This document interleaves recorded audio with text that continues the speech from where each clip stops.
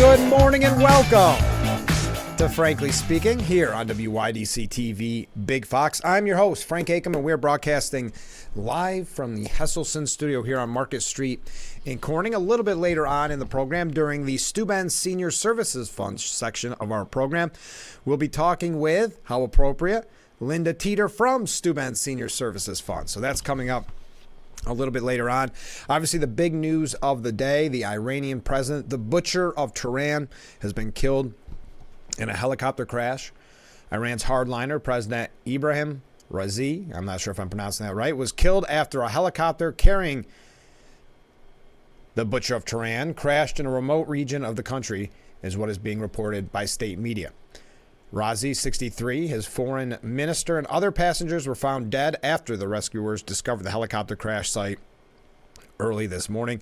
All passengers of the helicopter carrying the Iranian president and foreign minister were martyred, said the state news agency. As of right now, the top negotiator, Ali Bagheri Kani, is acting as foreign minister. He has led Iranian delegations through indirect negotiations with the United States over missile issues, nuclear issues, and prisoner exchanges. Has been appointed acting foreign minister after the death of Hosseini Amir Abdullah. All right, so that's where we're at now. The Iran Supreme Leader, Ayatollah al-Khamenei, announced 5 days of public mourning after a helicopter crash killed the president. In a message carried by Iran's state news agency, it was said, quote, he is obliged to arrange with the heads of the legislative and judicial branches to elect a new president within a maximum of 50 days. So there you go. We'll talk a little bit more about that if you would like, but that is the breaking news story this morning. The butcher of Tehran dead in a helicopter crash. Now, there will not be, as we catch up on some things from over the weekend, there will not be a Triple Crown, but still going to be a very exciting race on the Belmont. The Belmont will be run at Saratoga this year, as Belmont Racetrack is under construction. According to local sources there, even without a Triple Crown, it is suggested it will bring in $50 million. Hotel space is available each night. 180 bars and restaurants in Saratoga Springs alone. Over 100 more in Saratoga County. They have reservations. Shops are buying more products and staffing up.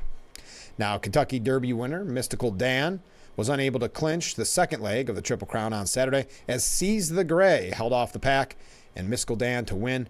Despite that, they still expect a very good crowd at the Belmont, again being held this year in Saratoga. Did you have any luck?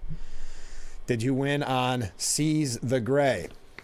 I know we talked with Shades for the Derby, and we're going to talk to him again for the Belmont. So I forgot to email him and see who he liked, but we didn't really talk about it much on Friday, did we? Or at all. But it was a good race, a very good race. Okay. Now, I've talked about politicians that make you maybe think, boy, it's really important to know who you're voting for. Do you remember D.C. Mayor Muriel Bowser when she went to Augusta for the Masters and said it was for some type of economic incentive, something to boost, I guess, tourism to Washington, D.C.? Well, she is now headed to Las Vegas for an economic mission. That's after enjoying the Masters golf tournament in Georgia on the taxpayers' dime. The mayor's website announced Friday that Bowser would attend the International Council of Shopping Centers in an effort to bring retailers to the nation's capital. Boy, how isn't it nice how that always works out, where it's at really, really nice places like Las Vegas? D.C. Mayor Muriel Bowser jets off for Vegas weekend mission after the ritzy Masters trip on the taxpayers' dime, writes the New York Post. Oh, look at all these waves coming in. Thank you. This economic mission is coordinated by the Washington, D.C. Economic Partnership, which has organized the district's presence at ICSC since 1999. Mayor Bowser and the partnership's presence at ICSC has resulted in major grocery stores and retail anchors opening new stores in Washington. I'm not going to go through the ones that they name, but we know that Washingtonians in every part of D.C. want access to fantastic amenities. Though programs like the Food Access Fund and the Neighborhood Prosperity Fund, we have made great progress in filling amenity gaps, but there is still more to do to ensure greater accessibility and equity. and filling those gaps and supporting the continued transformation of downtown will be a focus of the trip. Now, again, this coming off of her trip to the Masters Golf Course, which is put down as sports and economic development visit. As some people point out, more retailers, so there could be more shoplifting, as they have a serious problem in D.C. like we do in New York. These politicians are stealing our money and going on vacation, then trying to tell us it's for climate, while they're jumping on planes flying everywhere, said one resident. So there's one example. And I do not mean to make that a part of the show every morning, but whatever you think, just happens to be in Las Vegas. I know we're going through a lot of things. We're going to talk about the Trump trial, which continues again today after the hiatus for Barron Trump's graduation. Michael Cohen expected to return to the stand, so we'll talk about that. Also, maybe if we have an opportunity, I've got a couple things here about Bob Menendez, Gold Bar Menendez. We also have a little bit here about protests. Joe Biden, the president of the United States, attending Morehouse, giving that speech. Some graduates turning their backs. We're going to talk about a little bit of what he had to say. There's some really interesting opinion pieces on it as well. Before we talk about that, did you see, I'm not sure if we brought this up or not, but former Facebook and Nike DEI manager, there's been a lot of talks of DEI, was sentenced to 5 years in prison for a fraud scheme. Barbara Furlow Smiles, who's 38, admitted to stealing millions from Facebook and Nike in kickback schemes. A former diversity program manager for Facebook and Nike who admitted to stealing $5 million through kickback schemes she orchestrated at the companies is headed to federal prison for her crimes. The U.S. Attorney's Office for the Northern District of Georgia announced this week that Barbara Furlow Smiles was sentenced to 5 years and 3 months behind bars for her fraud scheme in order to pay restitution for almost $5 million to Meta, meaning Facebook, and $121,000 to Nike. Furlow Smiles shamelessly violated her position of trust as a DEI executive at Facebook to steal millions from the company, utilizing a scheme involving fraudulent vendors, fake invoices, and cash kickbacks, said U.S. Attorney Ryan Buchanan.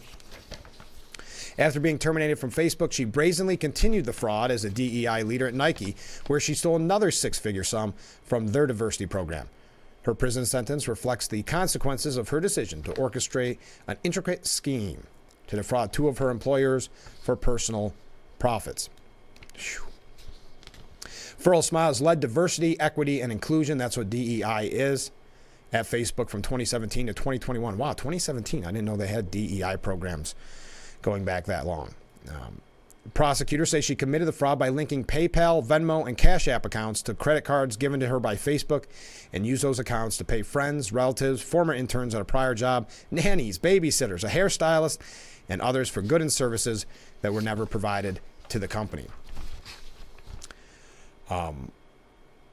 Special Agent Carrie Farley from the FBI said, as lead strategist at Facebook, Furlow Smiles' employer put an extreme amount of trust in her, only to have that trust completely violated. As a result, she not only threw away a lucrative career, but will serve time behind bars for her excessive greed. So there's a couple of quick updates as we talk quite frequently about DEI programs. Look at all the waves coming in. Thank you so much. As always, if you're new to the program, you can comment on any of the topics of the day. There's a number on the bottom of your screen, 607-358-3131.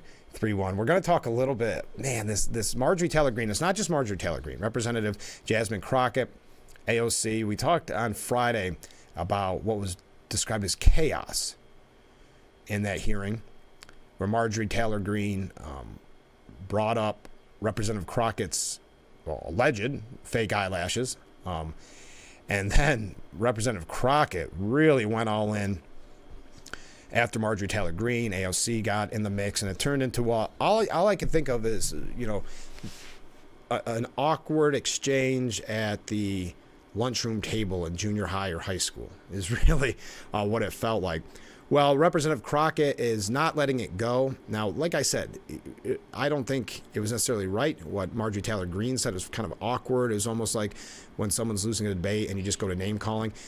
It was bad, but it wasn't. When Representative Crockett came back with what she said, that was like someone dropped the bomb.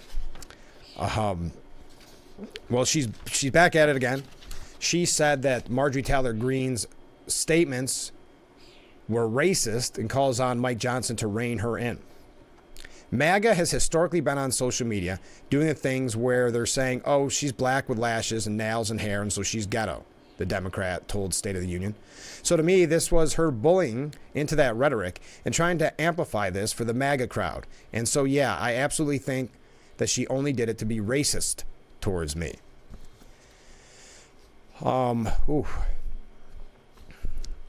So there was a shouting match.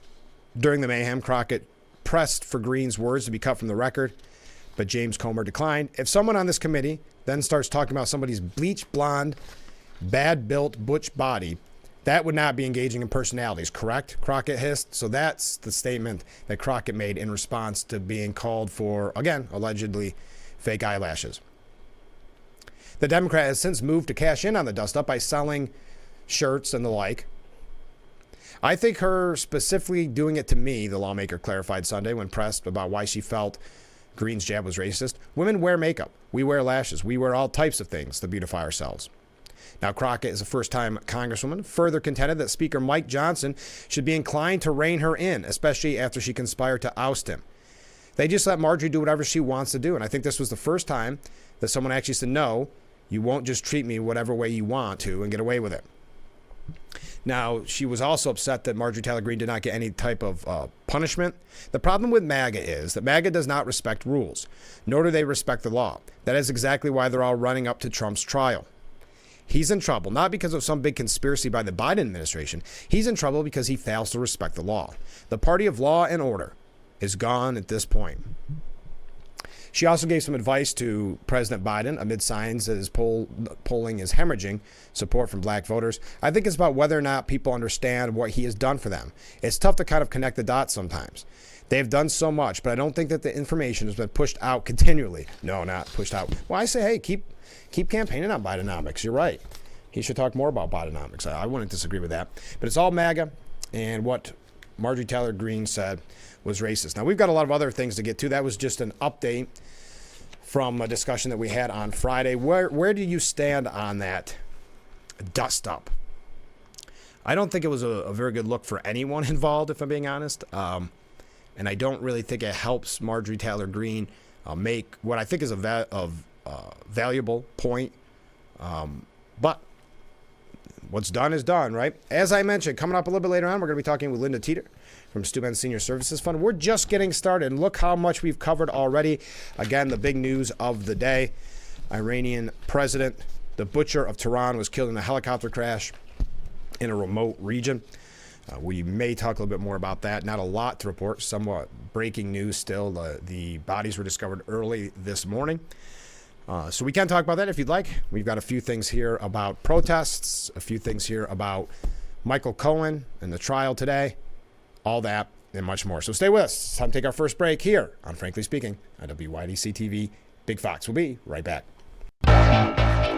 Yes, we are now 2 hours long. Welcome back to Frankly Speaking, broadcasting live from the Hesselson studio here on Market Street in Corning. I'm so glad that you joined us. Just as a side note, we've talked about public safety in New York in general, and we've talked about the need all over our area and throughout the whole state for police officers, corrections officers.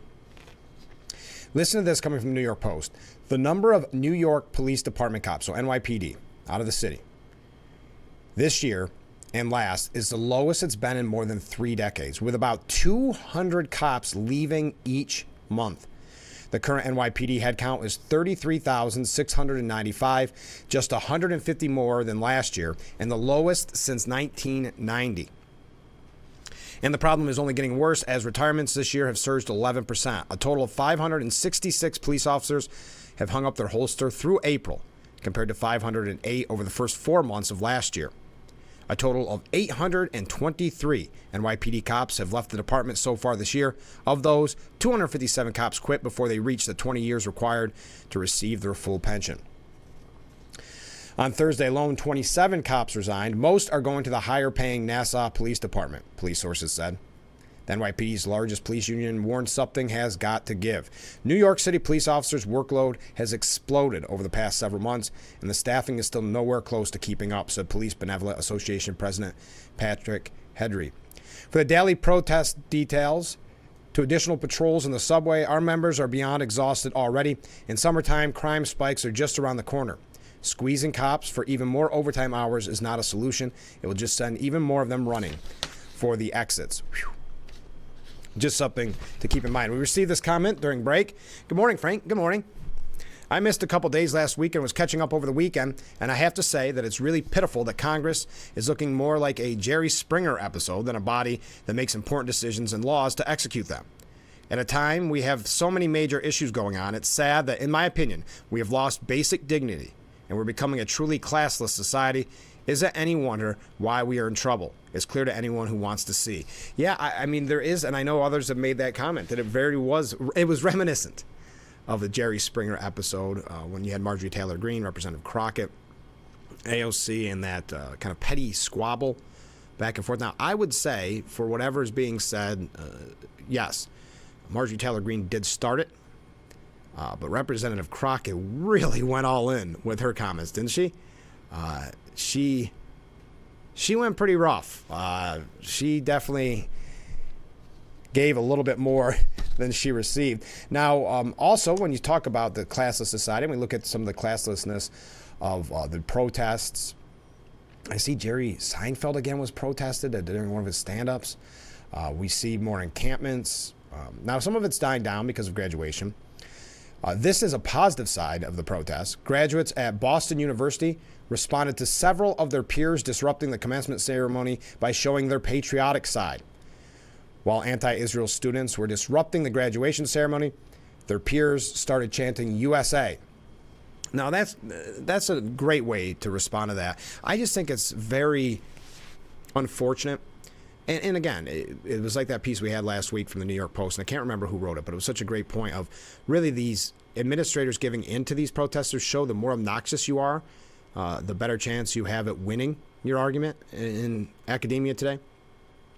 So these students, because this is a very narcissistic protest, they realize that if they disrupt graduation for everybody else has to listen to their screaming of anti-Semitic hatred. You have to listen. And they know that that's the best outlet to do it at graduation, because not only is it all your peers and you can show you're the most full of hate, but you also show family and loved ones the same thing.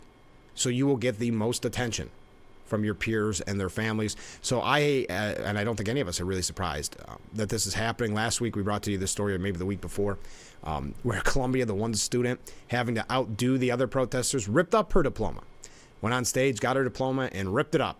Now, again, I know I've said this numerous times on the show. I would love to know if she reordered a new diploma or if she was really that serious. But out of Boston, chants of USA, and this has been happening, and it is I guess if you can find a silver lining in all of this, there's been a few. One, it's opened the eyes of a lot of people to how bad the indoctrination and how hateful the indoctrination has become on college campuses. So that's one silver lining. The other is this streak of patriotism. We saw the frat boys saving that American flag, and because of it, what was a Kickstarter, one of those ways you can donate online, GoFundMe, whatever it was. I don't know what it ended up at, but it was over $500,000 at one point for them to have the biggest party ever. Well, this out of Boston, chants of USA. The crowd chants USA as anti-Israel Boston University students walk out during their graduation. More than 50 students were reported to have been among the crowd of graduates who had walked out of the commencement ceremony. Protesters could be heard chanting, "Disclose, divest, we will not stop, we will not rest," as they could be seen walking around in a picket line. Students at several universities and colleges across the nation have protested pro-Israel commencement speakers in graduation ceremonies as a whole in protest of the ongoing war between Israel and Hamas, and have called upon the universities to divest from Israel's companies. We talked about Duke University having Jerry Seinfeld heckled, but that happened at one of his shows the other night as well. I'm not going to go through the whole history of it. We've talked about it extensively. But now pro-Palestinian, anti-Israel protesters have set up a new encampment at Drexel University over the weekend, Drexel in Philadelphia, prompting a lockdown of school buildings the day after authorities thwarted an attempt to occupy a school building at the neighboring University of Pennsylvania campus. Up to 60 protesters were at the encampment on the campus Corman Quad Sunday. Drexel President John Fry said in a statement, adding that the university was speaking with demonstrators, most of whom he said were not affiliated with the school, in an effort to end the protest. So this is when the negotiation starts. Instead of just cracking down and saying you're breaking the law, they negotiate. In many instances, unfortunately, these administrators have caved to the demands. So as we said earlier, being obnoxious, being full of hate, the administration does not want to lose their cash cows, however, do not care about the safety of Jewish students, so they cave into these list of demands. The encampment at Drexel, which has about 22,000 students, was set up after several hundred demonstrators marched from Philadelphia City Hall to West Philadelphia on Saturday. No arrests were reported. Again, Drexel President John Fry said this demonstration already has proven intolerably disruptive to normal university operations and has raised serious concerns about the conduct of some participants, including distressing reports and images of protesters subjecting passerbyers to anti-Semitic speech, signs, and chants. This encampment must end.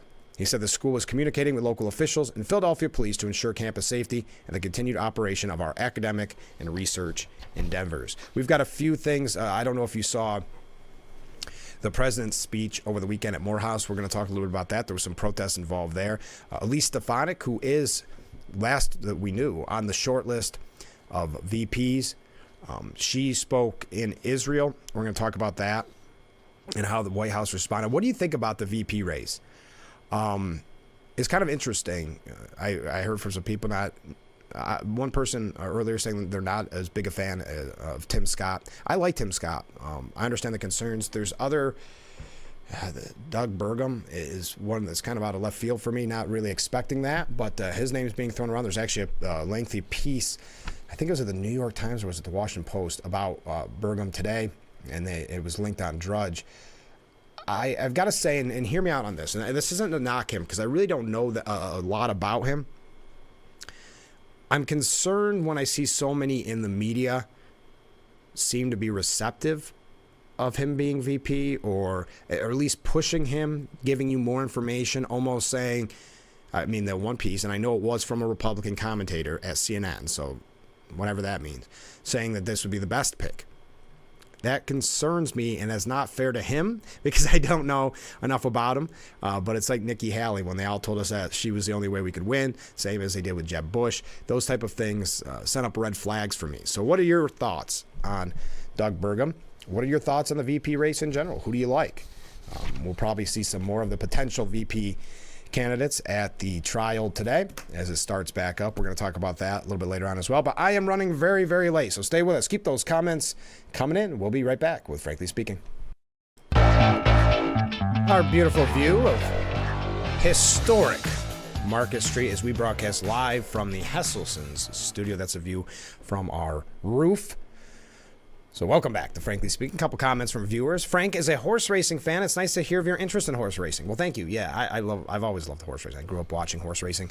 Also, during COVID, when it was really the only live sporting event, and I don't know if it was relatively new at that point, but the betting apps, oh boy, that was a lot of fun.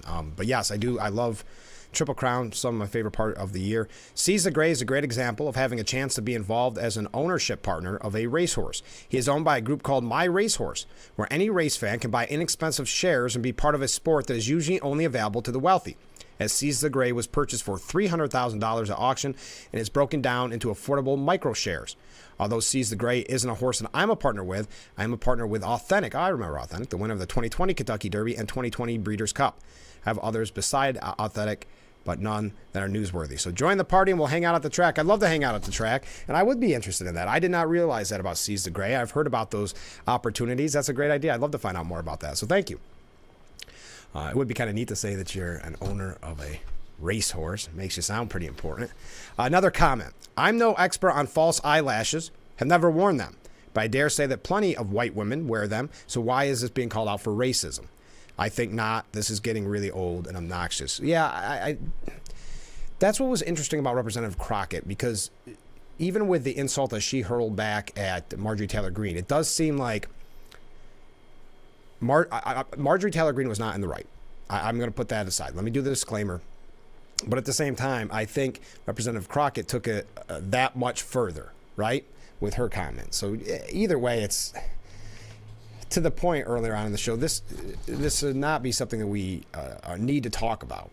That is really taking the media and putting a spotlight on Marjorie Taylor Greene and some of the dysfunction, if you will, in the Republican Party. Also, and I've mentioned this a few times, if you're not aware, the Iranian president, Ibrahim Raisi, the butcher of Tehran, was killed in a helicopter crash in the remote region yesterday. They found the bodies early this morning. Now, Elise Stefanik, who, again, on the short list for VP, she gave a speech to the Israeli parliament in which she criticized President Joe Biden for stopping a shipment of weapons to Israel. White House spokesperson Andrew Bates issued a statement in response to Stefanik's speech, pointing out that Biden had been the first American president to go to Israel during wartime, that there has been no better friend to Israel than Biden has been. Now, do you agree with that? That's the White House's statement to Elise Stefanik's speech to the Israeli parliament. So there's been no better friend to Israel than Biden. Does Israel believe that? I mean, as he withholds munition during a war with a terrorist organization. He was the first American president to visit Israel during wartime in the aftermath of the horrific October 7th terrorist attack, and the first president to order the U.S. military to defend Israel from a foreign nation's attack. Now, Stefanik's speech comes weeks after the Biden administration halted a shipment of ammunition to Israel, and after Biden stated during an interview with CNN that he would withhold artillery and other weapons to Israel if they moved forward with an invasion of Rafah. And did you see during his speech to Morehouse, he agreed with a permanent ceasefire? You know, a permanent ceasefire like the one that was in effect on October 6th. So frustrating that, again, the media and those that are protesting want to ignore the horrific terrorist attack of October 7th. They want you to completely ignore that and put all the blame on Israel. This is what Elise Stefanik said. As long as I serve the American people, I will defend George Washington's vision of religious pluralism and freedom. Today, this means crushing anti-Semitism at home and supplying the state of Israel with what it needs when it needs it without condition to achieve total victory in the face of evil. Chants of death to America are not hollow slogans. They are a promise that what happened here on October 7th could happen in the United States unless Hamas and its jihadist accomplices are eliminated. And it is the United States' high honor and high responsibility to support Israel's efforts. I have been clear at home, and I will be clear here. There's no excuse for an American president to block aid to Israel, aid that was duly passed by the Congress. There's no excuse to ease sanctions on Iran, paying a $6 billion ransom to the world's leading state sponsor of terror, or to dither and hide while our friends fight for their lives. No excuse, full stop. I'm not crazy about that term, but full stop. But very good speech otherwise. Stefanik continued to point out that she had sponsored and supported every measure to aid Israel that has come before the United States Congress. And it's why for years I've been a leading proponent and partner to President Trump in his historic support for Israeli independence and security, including moving the U.S. Embassy to its rightful place in Jerusalem. John Fetterman, the Democrat senator out of Pennsylvania, you've got to give him credit. He's been very strong in his support of Israel. He was being interviewed on CNN's State of the Union with Jake Tapper. And Tapper said, "You've become famous or infamous, depending on your point of view, for your stalwart support of Israel since the October 7th attacks. Especially that before then as well, Israel recovered the body of yet another hostage yesterday. That's 4 hostage bodies recovered this week. The U.S. is assessing that Israel has amassed enough troops to launch a full-scale ground operation in the southern Gaza city of Rafah. Despite President Biden's warning that Netanyahu and Israel doing that would cross a red line. You've said you defer to what Israel thinks is best. So do you think Joe Biden is wrong for trying to stop a major Rafah invasion?" That's a lengthy question, isn't it? Fetterman said, "Yeah, I think it'd be unfortunate. It'd be unfortunate if it's being infamous to be supporting Israel. And I've been very supportive about Israel from the beginning of all that. I think it's important that America stands with our very, very critical ally as well too. I'd like to point out that Hamas is what started this, and Hamas could surrender and send every one of the hostages back, and it could all end right now." Yes, this is the responsibility is on Hamas. Well, I'm running late again. So they could end it all right now. In fact, they rejected the recent ceasefire deal that would have had 6 weeks there of peace and allowed everybody to be fed and to continue to move towards peace. But now Hamas is convinced that they don't have to. Yeah, why would they think that they have to? They see the weakening by Israel's ally, America. They see the win as anti-Semitic protests are going on at college campuses. But I'll continue. They don't need to take any kind of deal except, if anything, on their own terms. I don't think all of that, all the capitulated and all those kind of things aren't helpful. And I don't think that they're going to convince anyone that is now think that they're not committed to stand with trying to have both sides on this. So I know that's a little bit weird how that's written up. But basically he's saying the Biden administration can't have both sides on this. So Tapper said, the reason I said infamous is because there are a lot of progressives, a lot of people in your party who are mad at you for your strong support of Israel and for your continued condemnation of Hamas. Why do you think that is? Yeah, why would a party, I want you to think about that for a moment. Why would a party be so upset at one of their fellow party members for being anti-Hamas, for being so strong against a terrorist organization, Hamas? But Fetterman said, I can understand why being a very strong supporter of Israel would be upset with that. If somebody is very much supporting the pro-Palestinian view, that's fine. It's reasonable. But I just decided to be on the side for Israel on that. All right? All right. Let's take another break. Keep those comments coming in. Man, boy, we've covered a lot this morning. We're just getting started. We're going to be talking with Linda Teeter in just a little bit, and that'll be in the 7 o'clock hour, so stay with us. This is Frankly Speaking. And we are back with Frankly Speaking. I'm your host, Frank Acom. We're broadcasting live from the Hesselson studio. Before we get into Biden's visit to Atlanta and the Morehouse, did you see in Oakland, I just bring up some of these things because it seems like when there's a really bad idea, we like to copy it in New York. And in Oakland, they're having a serious homelessness problem, just like we are in New York State. A California city removed the traffic lights from a 4-way intersection as the city grapples with thefts attributed to a massive homeless encampment nearby. Oakland has been experiencing high crime and theft, including people stealing copper wires and the city's infrastructure, according to locals who spoke to CBS News.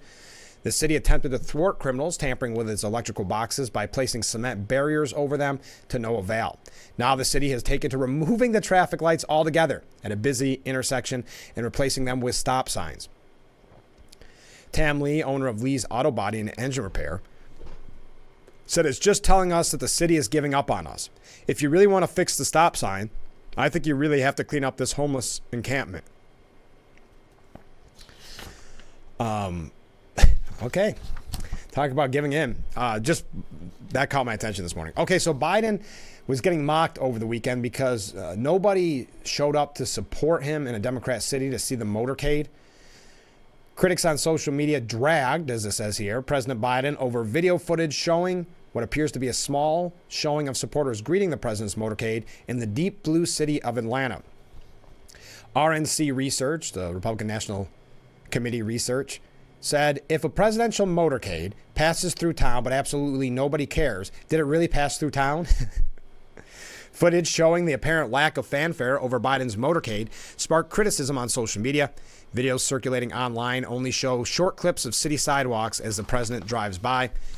Biden arrived in Georgia to participate in a campaign event, and his motorcade drove through deep blue Atlanta, and nobody cared.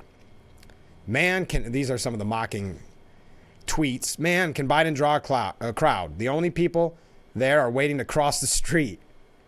Massive crowd of almost 4 people line the streets as Biden motorcade passes through in Atlanta. Then you talk about his visit to Morehouse, and they interviewed some students at Morehouse. We're going to talk about this more in depth, but one student saying the general feeling on the ground is that we don't want him here. It's very obvious that we're being used to score political points and get more black votes. It's so obvious that it's just about the presidential campaign. We don't want Biden, we don't want politics, and we definitely don't want Biden to come speak politics. There are a lot more other prominent figures right now that can come to our college and universities and speak to us as Morehouse men. Another student saying, I definitely understand from a political aspect why he is coming, but from a human and moral level, it makes no sense for the college to invite him or give him an honorary degree. Yes, not necessarily, well, sounding there, the students suggesting that it's more kind of pandering. Several Morehouse College students turned their backs on Biden during the commencement address. That was a somewhat big story this weekend. Not all outlets reporting on it. He told graduates, "I support peaceful, nonviolent protests." I love that we now have to have that disclaimer every time we talk about the anti-Israel protest. "Your voices should be heard. I promise you, I hear them," he said. One student saying about the speech, "It's just a way to get the black vote and the young people and to help his election." Now, Biden did, during the speech, did say it's a humanitarian crisis in Gaza. That's why I've called for an immediate ceasefire. I know it angers and frustrates many of you, including in my family. Wow. You know, like one of those permanent ceasefires that happened on October 6th. Again, this is always puts the blame and the onus on Israel and nothing on Hamas. So why would, I can't remember who had the piece, but we brought it up a couple weeks ago, where you don't put out 80% of a fire. You put out 100% of the fire. And that's what Israel's attempting to do. And we're just weakening on our position every chance we get, not sending them munitions.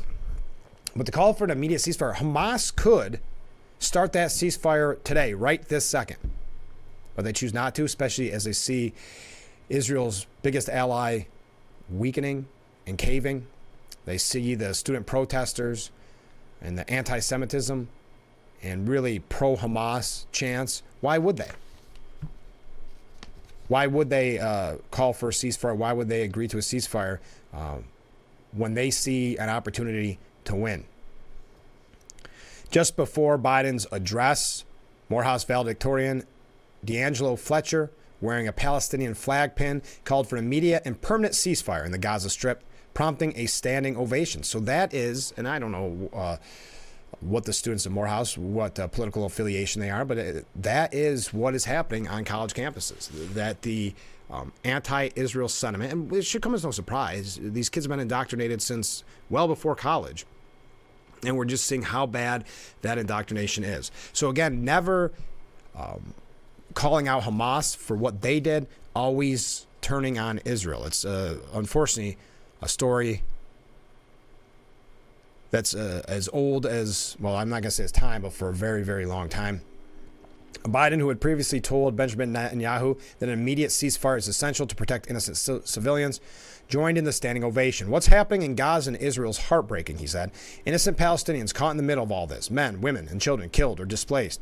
It's a humanitarian crisis. That's why I called for an immediate ceasefire to stop the fighting, bring the hostages home, and I've been working on a deal as we speak." Well, again, this is 100% on Hamas. Now, a recent survey conducted by Pew Research Center found that only a slim majority, 55% of black voters, approve of the president's job performance. In 2020, 95% of black women and 87% of black men voted for Biden. So we know why Biden went to speak at Morehouse. In a bid to try and win back some support, Biden used his commencement address to tout his advocacy for black Americans, such as his recent push for $16 billion in fresh funding for historically black colleges and universities. At one point, he invoked George Floyd, who was murdered in Minneapolis by a white police officer in May of 2020, setting off fiery protests across the country. The president then told the graduating students that American democracy has failed the black community. What is democracy if black men are being killed in the street? What is democracy when a trail of broken promises still leave black communities behind? Most of all, what does it mean, as you've heard before, to be a black man who loves his country, even if it doesn't love him back in equal measure? He then vowed to call out the poison of white supremacy and root out systemic racism. So this, of course, receiving some backlash. We're going to talk about that when we come back. I realize I'm running a little bit late. Stay with us. We'll be right back with Frankly Speaking here on WYDC TV, Big Fox.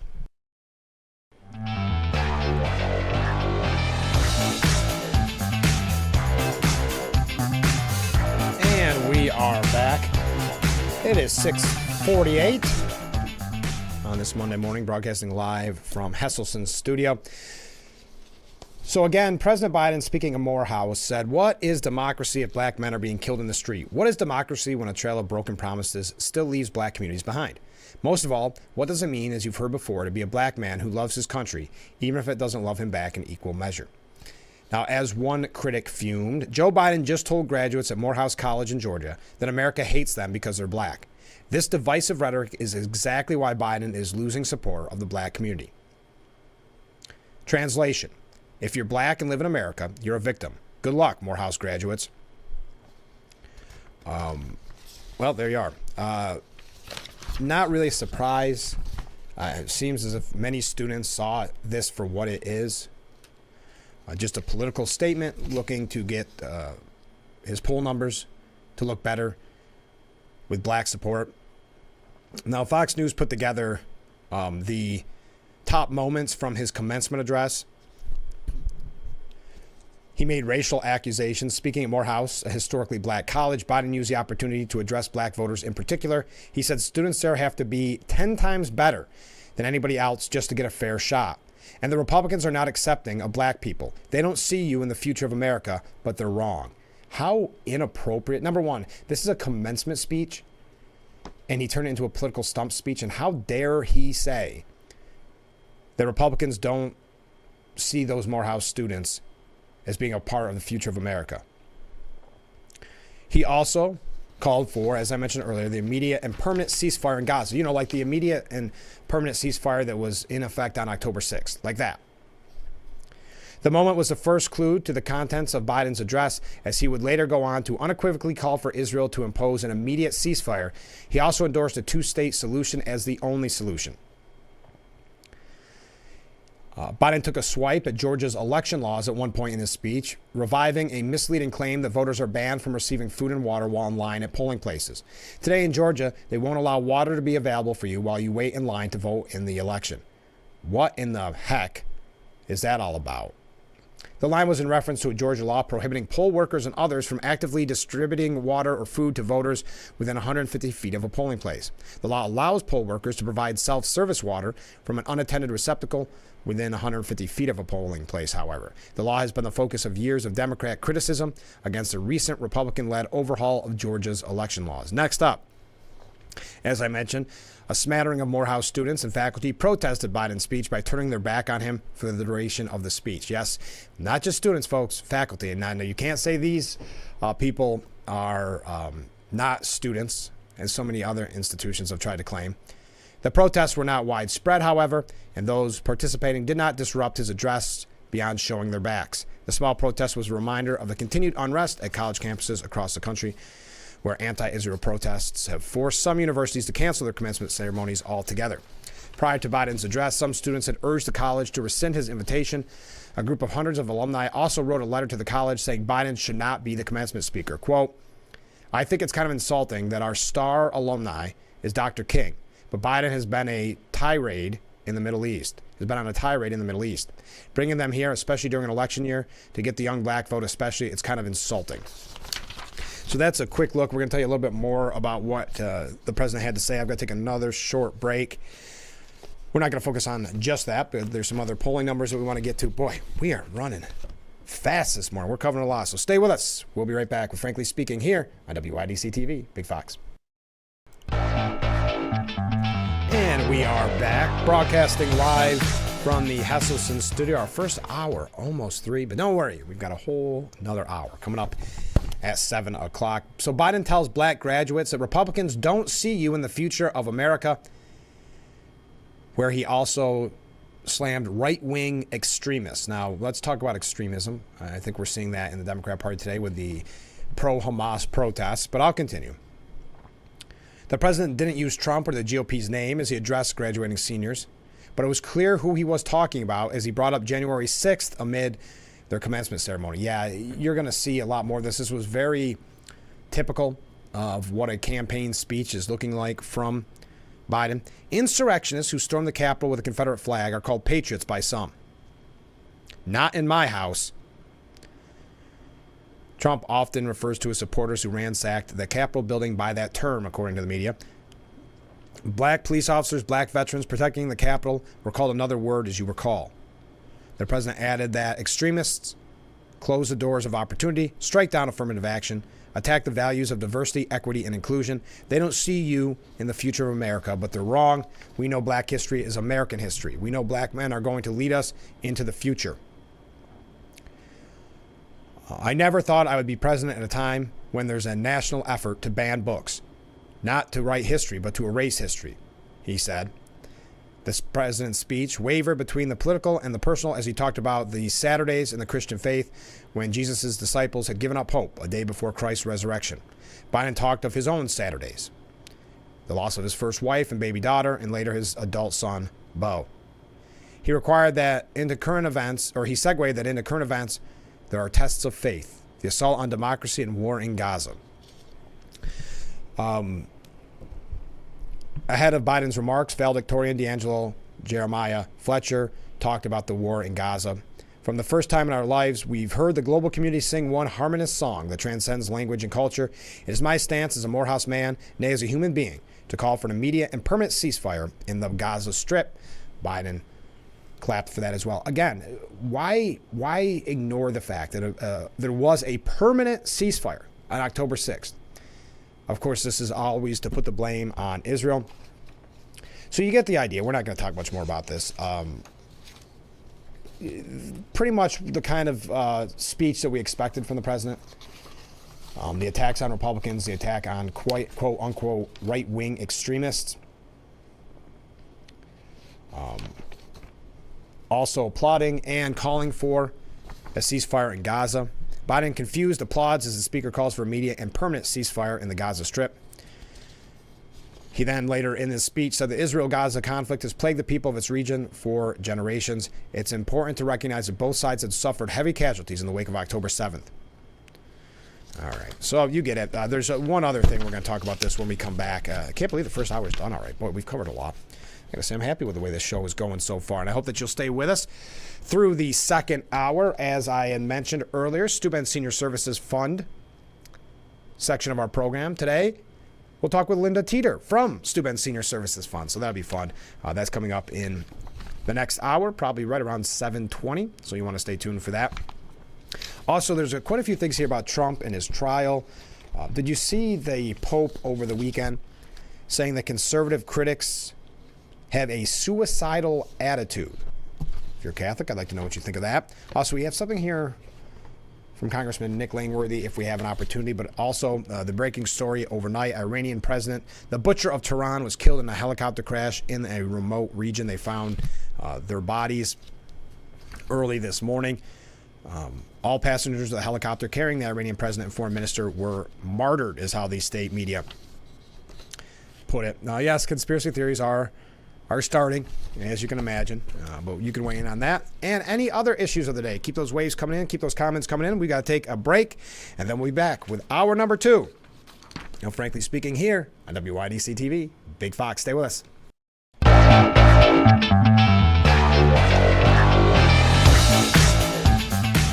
Hour number 2 of Frankly Speaking. I'm your host, Frank Acom. We are broadcasting live from the Hesselson studio here on Market Street in Corning on this beautiful Monday morning. Victor Davis Hanson has a piece at the New York Post. And if you're just joining us, we were talking about the president's speech at Morehouse. We've actually covered a lot already this morning. So feel free at any time to comment on the issues of the day. What did you think of that speech at Morehouse and the call for an immediate ceasefire in Gaza, saying Republicans don't believe black men have a place in America? Really, well, pretty hateful speech. President Biden polls at or below 40% approval. Historically, such unpopularity has made it almost impossible for a president to be reelected. Biden is not so much an octogenarian as an unhealthy and prematurely aging 81-year-old. It is America's irony that he is fit for almost no other job in the country other than presidency. And that is an interesting point when you think about the ages of both Biden and Trump, and you think about the working world and how that really 81, you're not typically still working.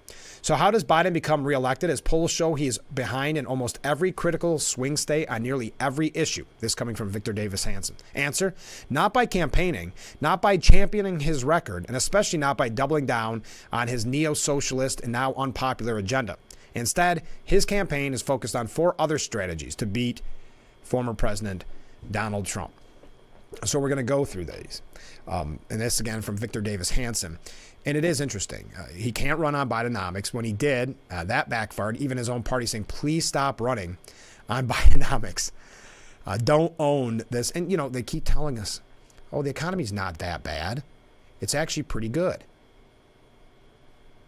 Even though we experience grocery shopping, we experience filling up our gas tank. But first, left-wing local, state, and federal prosecutors are tying Trump up in court on crimes that have never been seen before and will never be seen again after the election. I disagree with him there. I do believe we'll see this lawfare used in the future, especially if it is successful in their mind. So no, I don't think this is the last time this happens, unfortunately. They have set the troubling precedent. All the cases are politically motivated, with many coordinated with the White House. Even if Trump is not convicted by blue state prosecutors in blue state courtrooms in front of blue state juries, he will lose critical campaigning time. Trump may end up paying about $1 billion in legal fees and fines. At 76, the days in court are designed to destroy him financially, physically, and mentally. Biden and his operatives know that. In the long term, they may have fatally damaged the American legal system with such judicial sabotage. But in the short term, they hope to destroy Trump before the ballots are cast, just like they wanted to take him off the ballots. And remember, this is the party that lectures us about threats to democracy. But yeah, they don't care the long-term damage, fatally damage the American legal system. They don't care about that because it's all about winning right now. And they, according to the polls, doesn't look like they will. Second, Biden is selling government favors to special interest voting blocs or hoping to bring short-term relief to voters at the expense of long-term damage to the nation. For elite college students and graduates, there are now billions of dollars in student loan cancellations, despite a Supreme Court ruling declaring such targeted contractual amnesties are illegal. He did not care. He laughed and got really cocky, as a matter of fact, that Supreme Court can't stop me. Again, threat to democracy. For consumers, before the election, Biden will likely drain the last drops from the critical strategic petroleum reserve to lower gas prices, now sky high due to his disastrous green policies. If that is not enough, Biden has ordered Ukraine not to hit Russian oil facilities to avoid panic in the global petroleum markets before early and mail-in balloting begins. Biden will quietly jawbone the Federal Reserve to lower interest rates and reinflate the economy despite his own creation of hyperinflation that caused interest rates to rise in the first place. He will pander to Arab American voters in swing states like Michigan by cutting arms deliveries to Israel, even as it seeks to destroy the killers of October 7th. And if that mollification is not sufficient to win at Michigan, he will suddenly slap higher tariffs on imported Chinese electrical vehicles to win back union auto workers. 3, the left learned after 2016 that the only way to beat Trump is to change the way Americans vote. So under the cover of the COVID lockdown, the left sued in critical states to reduce Election Day to a mere construct, while 70% of voters mailed in their ballots or voted by early rolling balloting over many weeks. The key was the inability to fully authenticate votes, given the old practice of showing up on Election Day and presenting an ID was declared racist. 4, Biden, as he did in 2020, will outsource his campaign to the media, 95% of which is left-wing. Talking television heads will claim Biden is sharp as a knife while focusing on Trump's tweets, Stormy Daniels, Michael Cohen, and lurid but irrelevant testimonies that permeate Trump's court appearances. Trump will continue to hold week-long, massive 100,000-person rallies, even in blue states. Meanwhile, Biden's fixers in the media, administrative state, and legal community will counter that even with no crowds and no campaigning, Biden can win through 24/7 nonstop October surprises all summer long. Yes, and one thing the media is going to do is, of course, build up Biden. We know that. And they will not cover the 100,000-person rallies of Trump. You can see the writing on the wall for this. We predicted this way in advance. So expect more false Russian collusion and laptop disinformation hoaxes, or their new replacements, designed to smother the airwaves with salacious scandals nonstop. This is Victor Davis Hanson, if you're just joining us. Biden's fading tenure is similar to the last sad months of Woodrow Wilson's second term, when in 1919 and 1920, the country was assured that a bedridden president was somehow hard at work, even as his wife, doctors, and handlers kept everyone else away. Biden's keepers do not seem to care about the president's own failing health or his dismal poll. They discount his rare, anemic, and disastrous public appearances. They laugh off the huge Trump rallies. Yep, they did that before. Back in 2016, they laughed them off. They actually would show them because they thought it was such a circus, that it was so funny. Look at this clown. Little did they know that the message was resonating, speaking to the American people. But I'll continue. And they certainly could care less about the bad optics of pandering to special interests at the expense of the country or the damage done to the American legal system and balloting system. Instead, Bidenites believe they can reelect an unhealthy, unpopular, and unsuccessful president by any means necessary. And the disturbing thing, they may be right, says Victor Davis Hanson. Do you believe? They're right, they may. I mean, you know the media's... listen, we had it last week. New York Times said they don't have to be fair. Donald Trump poses too much of a threat, so they don't have to be fair with their coverage. They have to stop the authoritarian Trump. Yeah, this is a good comment from a viewer. Please help me understand how Biden's hateful remarks are supposed to resonate with voters. Shades of the basket of deplorables comment that didn't work out for crooked Hillary. Yeah, I don't know how it works. Painting America as bad for the black community, painting America as bad in general, painting Republicans as, well, any name you can think of, extremists, right-wing extremists.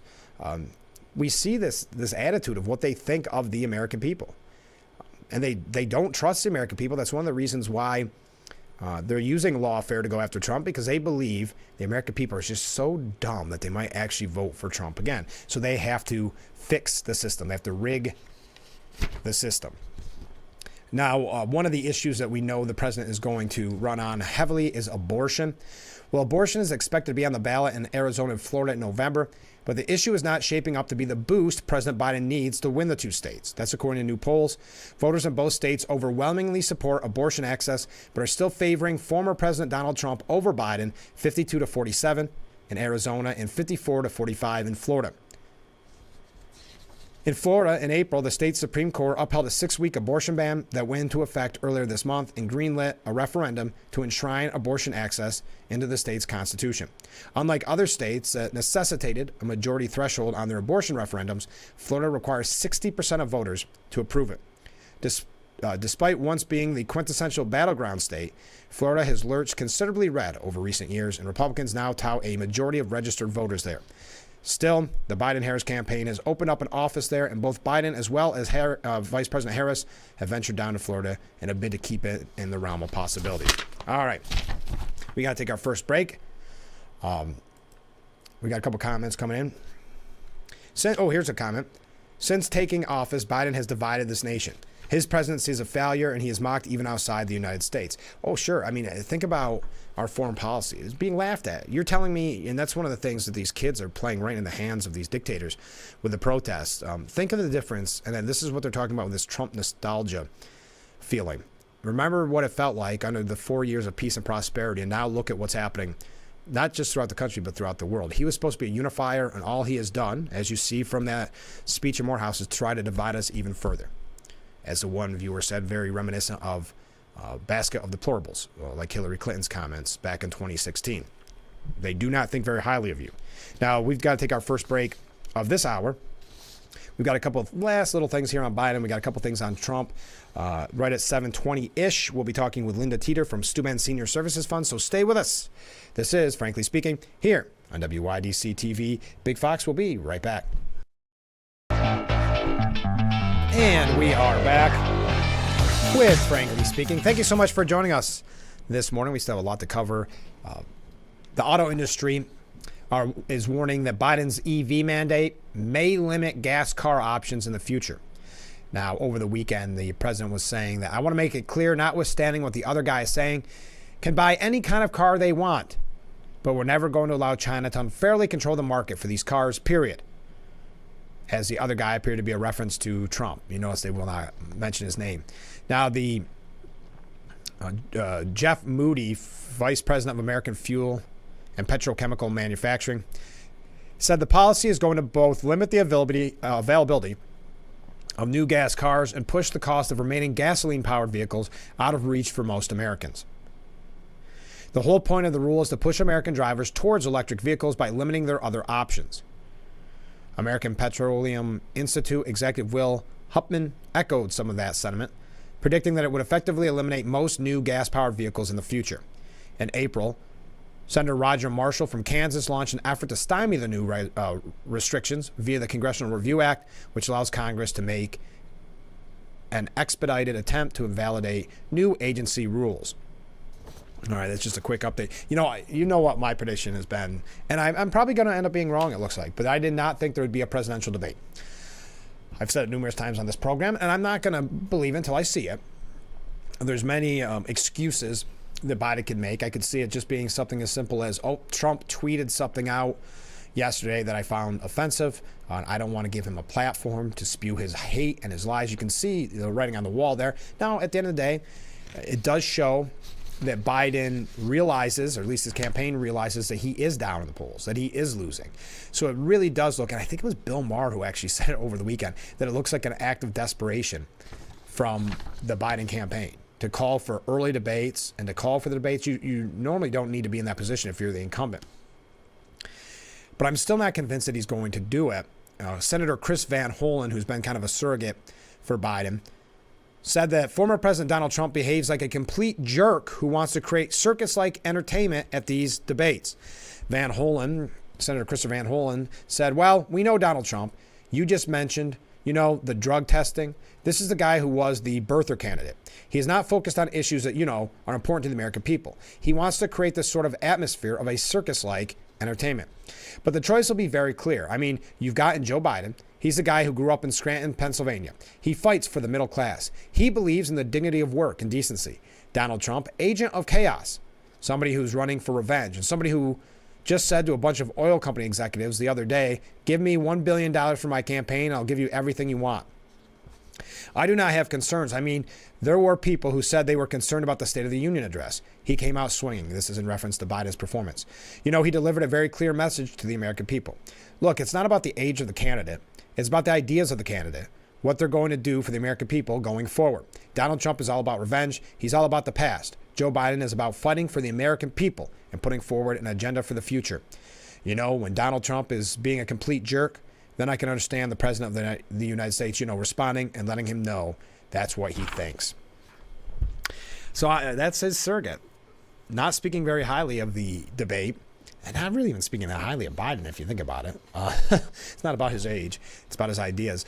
But yeah, I don't think. Well, the media will obviously cover the debate. But as I've said, if he does debate, it will be considered the best performance of his life, no matter how poorly it goes. Could be even considered the best debate performance of all time. You can see how the media, in their bias, admitting that they no longer have to be fair. Not that they ever really were, but no longer having to be fair because Trump is that much of a threat. That's why you will not see the rallies being covered, especially, look in New Jersey. 100,000 people in blue state New Jersey show up to see the former president. And if you didn't watch Fox News, you would not have been aware of that rally, most likely. Or if you didn't, if you're on social media and you support Trump or something like that, you would have saw it there. Now, Donald Trump gave his 9th NRA speech calling for great restoration of American freedom. Trump looked to the coming November presidential election and said, let there be no doubt the survival of our Second Amendment is very much on the ballot. It's under siege. We need the Second Amendment for safety. Forget about going hunting and all the things you do. We need it for safety because the bad guys are not giving up their guns. The bad ones are not giving up their guns. Trump explained that the Second Amendment needs not simply to survive, but to flourish. He said the amendment has to be meaningful or else innocents will be unable to defend their lives and the lives of those they love. If Biden gets 4 more years, they are coming for our guns. 100% certain. He then described Biden's political career as one marred by the desire to take away firearms and praised Republicans for standing against gun confiscation, saying, we're the party of common sense. Trump spoke of how federal agencies are weaponizing under the Biden administration and specifically noted how federal firearms license holders are seeing their licenses revoked for making an error in paperwork, even when the paperwork is not of crucial importance. He suggested the bottom line is that Biden and his fellow Democrats want to take away your rights. I know that better than anybody. They want to take away my rights better than anybody. Worse than Al Capone. He got indicted twice. I got indicted 4 times. That's when the NRA members erupted in applause and laughter. So he was endorsed by the National Rifle Association. Supporters gathered for Trump in the Bronx, again, deep blue, New York State, Supporters of former President Trump gathered together in the Bronx on Saturday to show their support for the former president ahead of his upcoming visit. Where was he? It was at an event at Crotona Park in South Bronx. In one video posted to X, Trump supporters could be seen walking through the streets holding a banner with the words, "The South Bronx for Donald Trump," as people chanted Trump. Other signs had Black Lives MAGA, Black Patriots for Trump. What are some of the others? In another video, people from the group of Black Patriots for Trump were gathered in a park in the South Bronx as several speakers encouraged people to vote for Trump. We want jobs. We want fair housing. We want better schools so our children won't be accused of not being able to know what a computer is. That's in reference to Governor Hochul. She didn't even think they knew what a computer was in the black community, but also didn't even know what the word computer is. Build some brand new state-of-the-art computer labs in those schools. Make the investment into these communities. Trump will be here on the 23rd, and we hope to see a turnout. There's a 3,500 person capacity, and we're expected to see 3,500 people with an overflow. Don't be afraid. Don't be afraid. Stand with me. Fight with me, the woman said, because I'm here for the people. We the people. It is we the people. I'm here for the children, the future of our country, for our children. I have grandchildren. I want a better America for our children. All right, we got a few things here about Trump. When we come back, though, we're going to hear from Linda Teeter from Steuben Senior Services Fund. So stay with us. This is, Frankly Speaking, here on WYDC TV. Big Fox will be right back. Welcome back to Frankly Speaking here on WYDC TV, Big Fox. I'm your host, Frank Hagum. Joining us back in the studio, Linda, thanks so much for being on the show. Oh, absolutely. It's a joy to be here. We've been talking a lot about Steuben Senior Services Fund, so I'm so glad you could come to the show and explain to the viewers what exactly is Steuben Senior Services Fund. Well, it's an organization that is 24 years old. Wow. I'm so happy to be able to announce that. We were created to work in partnership with the Steuben County Office for the Aging that many years ago. Mm-hmm. And our main mission is to empower seniors to age at home safely with various programs. And we try to focus on some cutting edge things that perhaps aren't being done otherwise. And we do a lot of fundraising to make those kinds of things happen here in the county for our older adults. I'm supposed to use the term older adults. Older adults. Well, and there is such a need in our community, isn't there? I was looking at some of the numbers on the website, SteubenSeniorServicesFund.org, and the numbers are kind of staggering for the need. They really are. And who we seem to be serving most of all with our premier program, Full Circle America, are those people that are very much in need. When we look at the statistics, the poverty rates and so forth, most of our members are very low income and very much in need of services to be able to stay at home. So we're happy about that. Well, and how has Steuben Senior Services Fund changed through the 24 years? Because when we talk about Full Circle America and you talk about being a kind of ahead of the curve on when it comes to trends and technology, it must have changed quite a bit in the last 24 years. Well, actually it has. We started out, we thought we could build a resource for people aging at home, and we found that we had to have some real programs for people to get involved in them. So we started out in about 2009, we started getting some grants to help small rural communities develop aging in place programming. And so now we started in Pulteney. And we did a survey and found out that people were very interested in more information about how they could age at home successfully.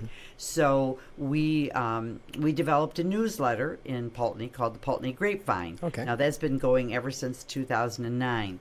We also did a lot of outreach in terms of setting up transportation, getting people involved in home delivered meals, in-home services, all those kinds of things that in the rural communities it's harder to know that they actually exist and that they're there for them. And so we have done a lot of that kind of activity. And it's neat because in the rural communities we tend to get engaged with what we call non-traditional partners, the libraries, the town boards, the fire departments, the churches. So we all become a community together addressing the needs of our older adults.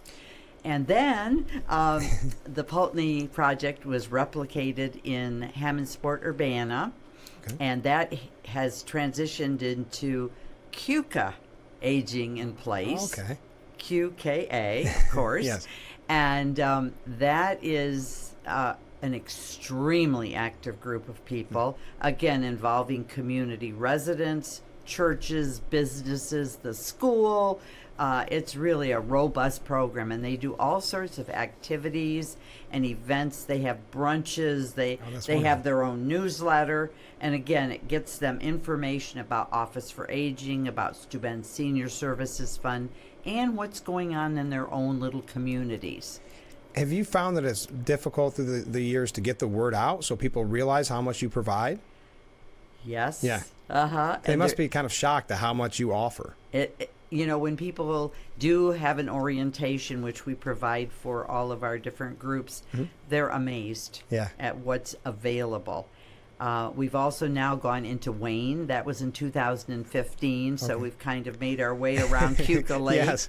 And then we started a project actually in 2014 to cover the Cameron, Jasper, Troopsburg, Woodhull area. Got to get them in order. That's right. Alphabetically. Yes.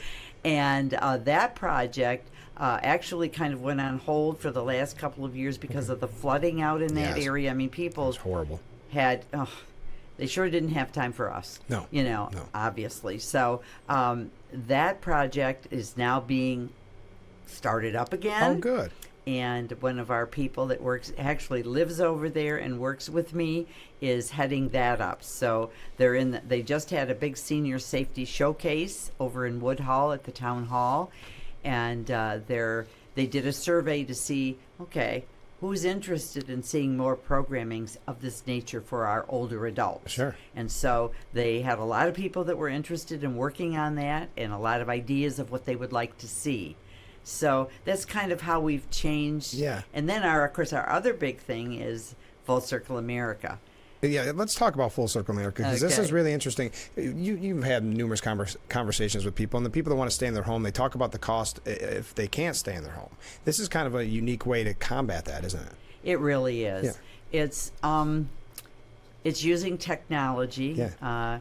And at first, people are really resistant to that. Scared by that. I can't blame them. Right. And when we first started this, especially we read Dr. Teal's book, which is we're affiliated with Dr. Teal, who was a geriatrician in Maine. Okay. Who is the one who conceived this whole program and wrote a book about, how can we address older people's needs. Right. I mean, this doesn't work, that doesn't work. They want to stay at home. Mm-hmm. What do we do? And he came up with this idea of the technology combined with traditional aging services combined with volunteers. Oh, wow. And we've replicated that model here. And so that was back in 2015 when we read his book. And it took us a couple of years of fundraising and having him come and talk to a large group of people about how we could get that started.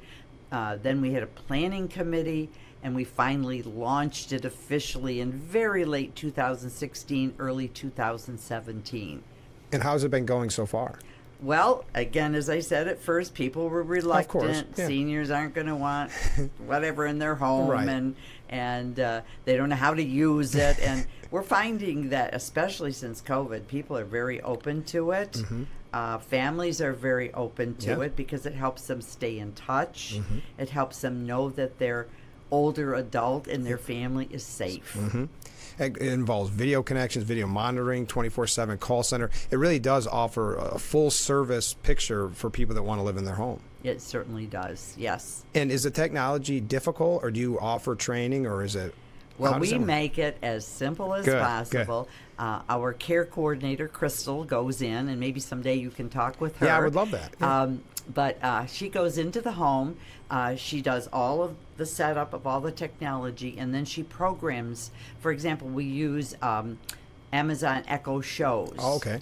And that way, people can see their loved one, Mm-hmm. and their loved one can see them. Yeah. And we make it voice activated. Oh, that's great. And if there's ever a problem with the technology, she goes back.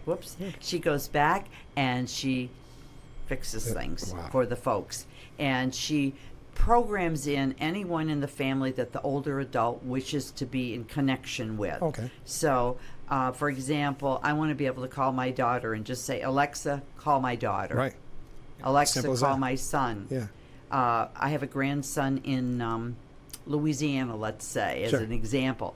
I'd like to have lunch with him, so I talk with him, and we decide to sit and talk with each other over a sandwich. Wow, isn't that amazing? It is. Technology has really helped in these type of things where, we always think of technology as bad in some ways. This is such a positive aspect of technology. It really is. It's amazing what can be done. It's life-changing in this It situation. is. It really is. And for a person who is alone by themselves, it is amazing what it can do for a person.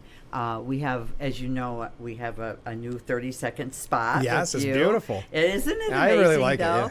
yeah. And our person in the video is Marion, and she'll tell you, I'm 95 years old. Yeah. She's a retired school and community librarian. Yeah. I always call her the maven of the area Yes. because she's one of those organizers, etc., that really gets people together and makes things happen. Well, she said to me lately, she says, been feeling lonely. Yeah. So now we've actually decided she's going to be helping us Oh, that's great. by making calls to other members, chatting with them, seeing how they're doing, and it could even be done with a video connection. Isn't that amazing? So we'll set those things up for her, and then she'll just have to take her list and say, oh, call Dorothy. Right. And it will call Dorothy for her, and then they'll have the connection. Have you found when people first get involved in Full Circle America, by the end, when they finally adapt to it, that they love it? That We have had very little of anything Right. except praise. I can People only imagine. really like it. Our very first person that went on the program, and we were brand new with this, and it wasn't nearly as well developed as it is now. It's changed quite a bit in the last 7 or 8 years. Right. She sat there in her home. I'm not going to do this. Yes. Yeah. And as soon as she saw Dr. Teal on the camera and could talk with him, Yeah. and realized that he was a nice man Right. that she could relate to. Right. And then we connected her with her nieces, whom she had not seen in years. Oh, wow. And it was, then she started going by the TV and Yeah. waving and saying hi to the Isn't that cameras. wonderful? And it is. It really is. Now, how much of both the Steuben Senior Services Fund and when we talk about Full Circle America relies on volunteers? We use a lot of volunteers, absolutely. We've even had an MSW working with us to get her master's degree. She is considering coming back because she's gotten to know our people well enough that she wants to maintain contact Isn't that with them. great? So we're really hoping Yeah. she'll come back. We have other volunteers. They're called wellness ambassadors. Most of the ones we have had have been retired nurses or even a retired nurse practitioner. Sure. And they do visits and phone calls and video calls and so forth just to see how people are doing. So, yes, that connection is huge. We also have a huge volunteer base in our board of directors. Okay. We have 12 people who work very hard for our program. They do a lot of fundraising for us. They help review grants. So I consider them our volunteers as well as board members because they are truly helping us to fulfill our mission. And I want to say you can donate online, SteubenSeniorServicesFund.org, but also there's a fun event coming up. Let's talk about this, Bubbly and Brunch on July 28th. Now, what is this? Oh, well, this is an annual event. This will be our 4th year we've had it. We took a little break during COVID, Of but course, yeah. yeah. So this is our 3rd year in a row of having this event. We have Timberstone Restaurant. Kudos to them because Yes. they're giving us the same price for the food as they did last year, great. which I think is really remarkable. He's a very generous man. So we'll have a wonderful brunch served by them. The Pleasant Valley Wine Visitors Center is hosting us and providing liquid refreshments. Yeah, the Bubbly. Indigenous to the area that we're in. We have a huge silent auction, and all of those items are art pieces or gift baskets. These are all donated by local businesses. Okay. The support is really tremendous, and it's extremely helpful to us. to meet our budget for the year. Now, what if someone wants to donate or they just want to attend the Bubbly and Brunch on July 28th? What should they do? Well, they should contact Steuben Senior Services Fund. And the phone number, I don't know if you're running the phone number or will. Or yeah, I can, yeah. Yeah. I can put that up on the bottom of the screen. It is 607-664-2298. And you can find out more at SteubenSeniorServicesFund.org. So just to kind of full circle for those who maybe are just joining us, who specifically is this for when we talk about Steuben Senior Services Fund and Full Circle America? We're really reaching out to older adults who want to stay in their homes, do not want to have to move from there, want to stay with their near their loved ones, their neighbors, their friends, and this keeps them at home safely with a circle of care around them to be sure that they're not lonely. Right. And it really, what we find is that it improves their wellness. They're healthier because they're connected to people. They see people. We just went into one home, talked to this lady. She said last year she had seen no one for 3 months. Wow, at that's her heartbreaking. home. And we set up home delivered meals for her so she gets a meal every day. We set up the cameras to make sure she's safe. Recently, we found out that she had smoke in her home. We went to visit, and there was smoke. And she didn't realize something was smoking and something was wrong. And so we made sure that she got smoke detectors, and we got her a Lifeline bracelet to keep her safer, etc. So we're working very hard just to keep people safe and connected with others. And it must be so rewarding when you see how this does change people's lives from day one, and just probably a week later you'll see the difference.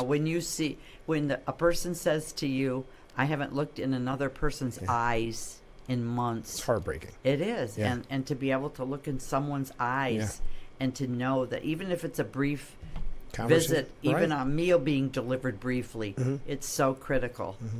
And in all of this, I want to give a shout out to the United Way as well. Of course, yes. Because they just had their Senior Supports Fund award ceremony. And for the third year in a row, they funded us to help with this program. That's wonderful. And so a shout out to the United Way. Well, they recognize the importance and how much this means for our community in general. It's an amazing organization. We've been talking about Steuben Senior Services Fund. Find out more at SteubenSeniorServicesFund.org. Thanks so much for doing it. You want to do it again soon? Oh, sure. All Absolutely. Right. How about tomorrow? All right. Why not? We'll be right Thanks, back. Frank. Of course, anytime. We'll be right back with Frankly Speaking. Stay with us. Our beautiful view of Mark. She almost looks like a painting this morning, doesn't it? Welcome back to Frankly Speaking. Thank you again to Linda Teeter for being our guest on the program, and thank you to Steuben Senior Services Fund for sponsoring our interview sections. By the way, we've had a couple of waves, so I forgot a couple comments from viewers. Number one, you should have a best of show on Sundays. I like that idea. We've talked about it a little bit in the past. I'll have to get the wheels moving on that. Another comment, vote no May 21st. Yes, tomorrow is the school vote. School tax up 4.97%. They are over the tax cap. Yes, significantly over the tax cap. 67% for pay and benefits of the budget. It's time to say no. Spread the word. So tomorrow is the vote, and we'll remind you tomorrow as well to get out and vote. This just in. Now, we talked about the Iranian president dying in that helicopter crash. On a different front here, this is breaking that I just saw in the New York Post during that interview. The International Criminal Court announced today that it is seeking arrest warrants for Israeli Prime Minister Benjamin Netanyahu and Hamas leader Yahya Sinwar on war crime charges. The charges are tied to the deadly October 7th terror attack on Israel on the subsequent war in Gaza. The court's chief prosecutor, Karim Khan, said in a statement. Warrants are also being sought for Israel's defense minister, Gallant, and two top Hamas leaders. The charges against the Hamas terror chief include extermination, murder, torture, rape, and taking hostages, all as war crimes and crimes against humanity. Israel is accused of, quote, willful killing, starvation of civilians as a method of warfare, and willfully causing great suffering. My office submits that the war crimes alleged in these applications were committed in the context of an international armed conflict between Israel and Palestine and a non-international armed conflict between Israel and Hamas, together with other Palestinian armed groups running in parallel, the prosecutor said. The ICC, which is based in The Hague in the Netherlands, can charge individuals with war crimes, crimes against humanity, and genocide. Israel isn't a member of the ICC and disputes its jurisdiction. A panel of ICC judges will now weigh the prosecutor's application for the warrants. Israel, like all states, has a right to take action to defend its population. That right, however, does not absolve Israel or any state of its obligation to comply with international humanitarian law. Notwithstanding any military goals they may have, the means Israel chose to achieve them in Gaza, namely intentionally causing death, starvation, great suffering, and serious injury to body or health of the civilian population, are criminal. All right. Now, New York versus Trump is to resume today as the cross-examination will continue with Michael Cohen. We're going to talk a little bit about that when we come back. I've got to take another short break. Stay with us. This is Frankly Speaking here on WYDC TV. Big Fox will be right back.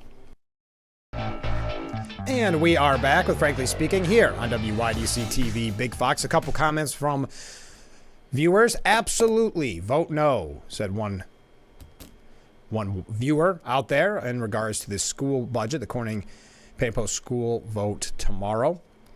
Next comment from Ken. Frank, isn't it interesting that the Dems won't release a video of the Hur investigation into Biden's illegal having and holding of top secret documents? If they really release a full transcript of the testimony, what reason could they have for not releasing the video? That's $1 million question. Showing again that it must have been as bad as Hur suggested is the only thing that I can think of. Otherwise, there's no reason not to release that. To show the world that there is no cognitive issues. So that's a very good point. One quick comment I wanted to mention, and I don't want to forget this before the program's over. Congressman Langworthy has secured significant priorities for Western New York and the Southern Tier in the Farm Bill text. What the congressman said about the Farm Bill, here we go. I'm proud to have fought to ensure that this year's Farm Bill will reflect the needs of rural communities in Western New York and the Southern Tier. This Farm Bill is a result of the shared wisdom and collaboration with our hardworking farmers and producers and will leave a major impact on our region by allowing opportunities for local agriculture to grow and supporting the future success of rural economies. I want to thank Chairman Thompson for allowing New York's 23rd district to stamp our priorities on this legislation, and for his steadfast leadership in delivering a strong farm bill for the American people. It's passed roughly every 5 years, if you're not familiar with this. And it sets national agricultural, nutrition, conservation, and forestry policies, and includes provisions for crop subsidies, rural development, conservation, nutrition assistance programs like SNAP, and more.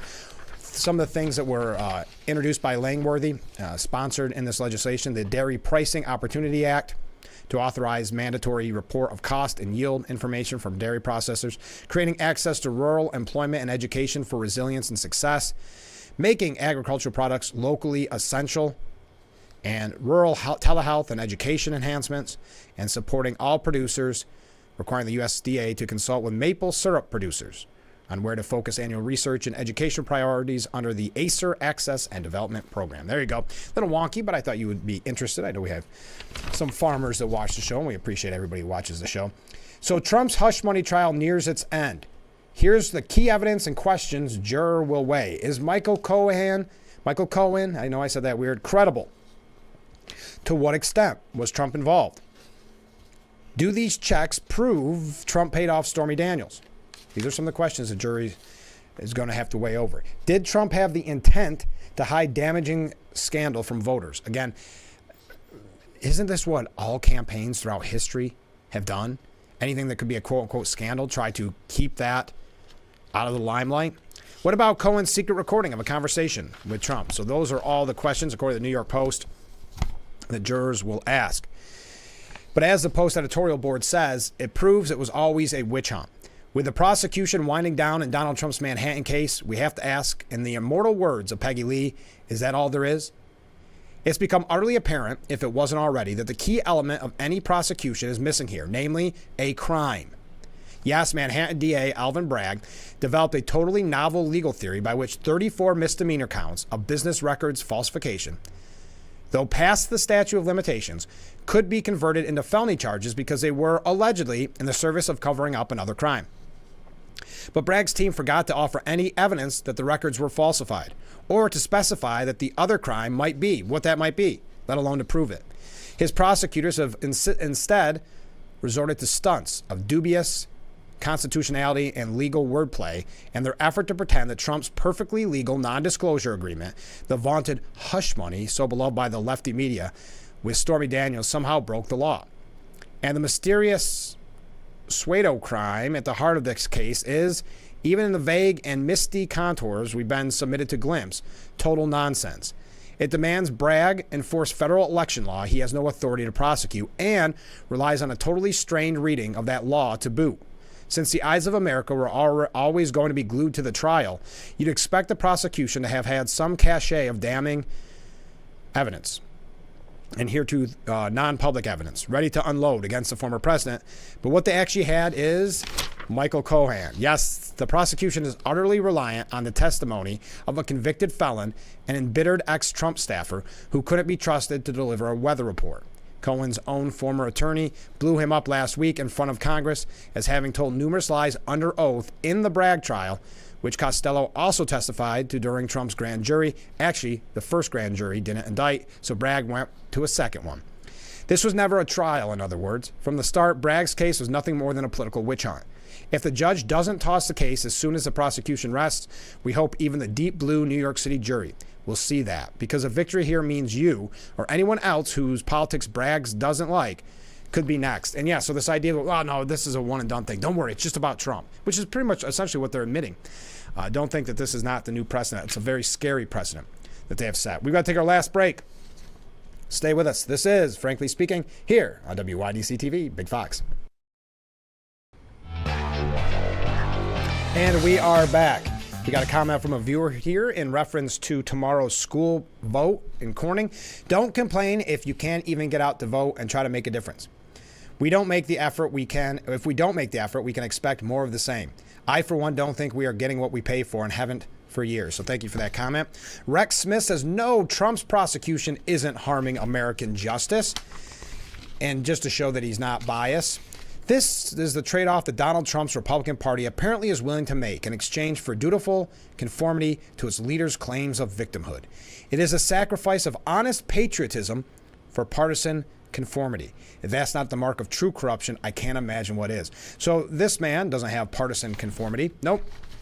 It's got to be Trump and that dangerous MAGA. 4 big questions as Senator Bob Menendez's corruption trial enters its second week.